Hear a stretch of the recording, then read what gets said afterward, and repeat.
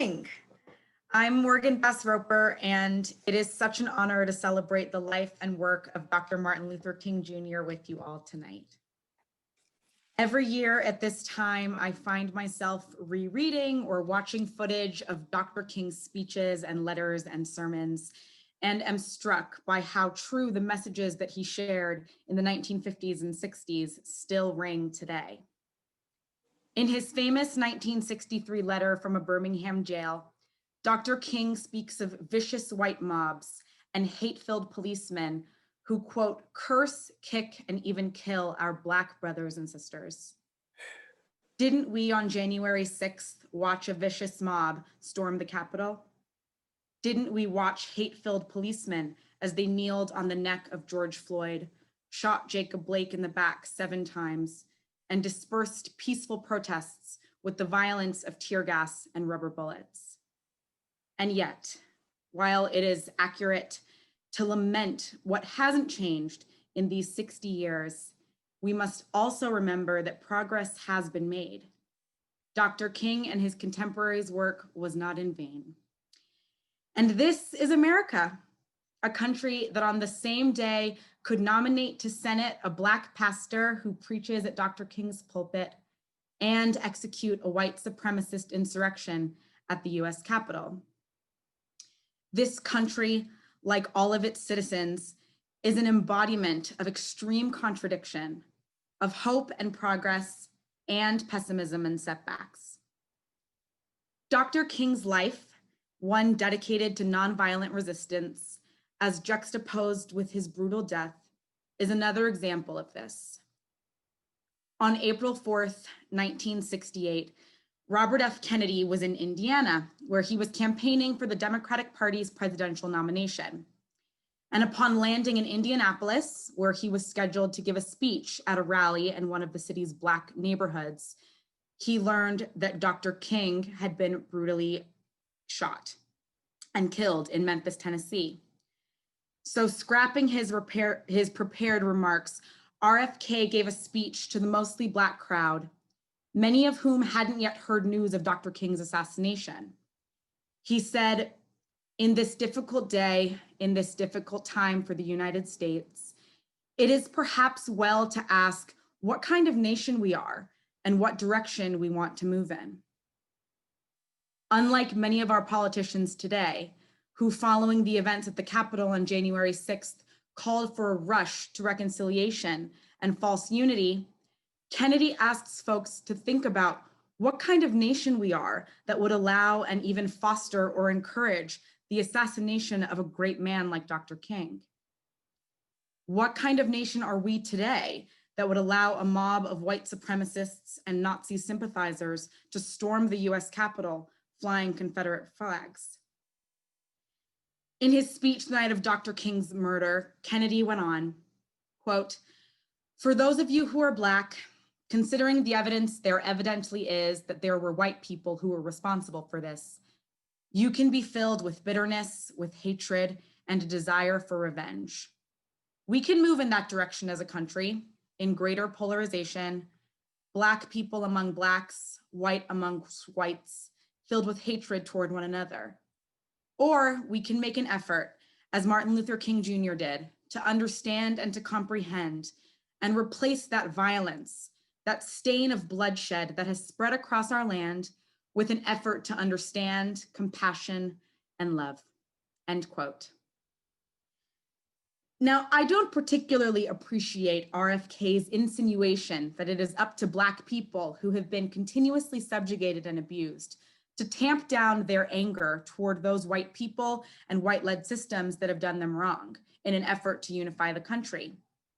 I struggle with this concept of having compassion for those who don't have any for me or for my people. And I struggle even harder when this advice is coming from a white person who hasn't had to endure the steady drumbeat of racial violence against his people in the way that I have against mine. But then I remember Dr. King's reminder that, quote, "Love has within it a redemptive power, and there is a power there that eventually transforms individuals. That's why Jesus says, love your enemies, because if you hate your enemies, you have no way to redeem and to transform your enemies. Dr. King went on. He said, just keep loving them, and they can't stand it too long. Oh, they may react in many ways in the beginning. They may react with bitterness because they're mad because you love them like that. They react with guilt feelings, and sometimes they'll hate you a little more at that transition period, but just keep loving them. And by the power of your love, they will break down under that load. That's love, you see. It is redemptive, and this is why Jesus says, love, end quote. Now that idea of smothering your haters in so much love that they can't help but transform feels a little bit better to me. Later in Kennedy's speech, the night Dr. King was assassinated, he spoke for the first time publicly about his own brother's assassination, also at the hands of a white man, and how he too felt pangs of anger and bitterness that the Black people listening to his speech were surely feeling in that moment. Reading that made me feel a bit of empathy for Kennedy. When he asked the audience to embrace Dr. King's call to seek understanding, compassion, and love, despite the fact that there were hateful people among us who weren't doing the same, he may have been speaking as much to himself as he was to his audience. Shock and distress over the news of Dr. King's death sparked protests in more than 100 cities around the country. A week after Dr. King's assassination, President Lyndon B. Johnson signed the Fair Housing Act. And historians posit this wouldn't have happened so quickly had news of Dr. King's assassination not stirred up in many American people the acknowledgement that substantive change was needed. As a parallel, following the murder of George Floyd, it was reported that there were protests in 2,000 cities and towns in the US and over 60 other countries around the world in support of the Black Lives Matter movement. The protests precipitated a cultural reckoning on racial injustice in the United States and have led to numerous legislative proposals intended to combat police misconduct, systemic racism, qualified immunity, and police brutality in the United States. Confederate monuments have been removed, buildings have been renamed, companies have examined and promised to remedy their hiring and retention rates of Black employees and dedicated millions to Black-led organizations. Do we think any of this would have happened if George Floyd hadn't died tragically on camera in front of the world? Would any of this have been possible if Black activists hadn't been beating the drum around police brutality against Black people for countless years, ready to offer legislative solutions that up until that point had been ignored? Would any of this have been possible if Dr. King hadn't lived and frankly hadn't died the way that he did? It breaks my heart that so often Black men and women have to die publicly for our non-Black brothers and sisters to recognize that this country and its systems are so deeply broken and need fixing. Like every day, in 2 days, January 20th, will be another embodiment of America's values of both hope and cynicism. We will likely see our capitals face protests from those who claim the election of Joe Biden is a fraudulent one, and that therefore this country is being stolen from them. Simultaneously on January 20th, we will see the swearing in of a new president and vice president, a vice president who is a Black and Indian woman.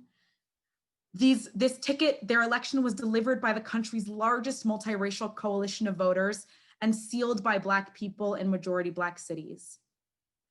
What do we do with the knowledge that our country is both beautiful and ugly, lauds truth and tells lies? Dr. King would of course tell us to love, but he would also tell us to have faith that this country can be one where all of us are able to thrive, as long as we fight to make it that way. On April 3rd, 1968, the day before he was killed, Dr. King told striking sanitation workers in Memphis, quote, "Well, I don't know what will happen now. We've got some difficult days ahead, but it doesn't matter with me now because I've been to the mountaintop and I don't mind. Like anybody, I would like to live a long life. Longevity has its place, but I'm not concerned about that now.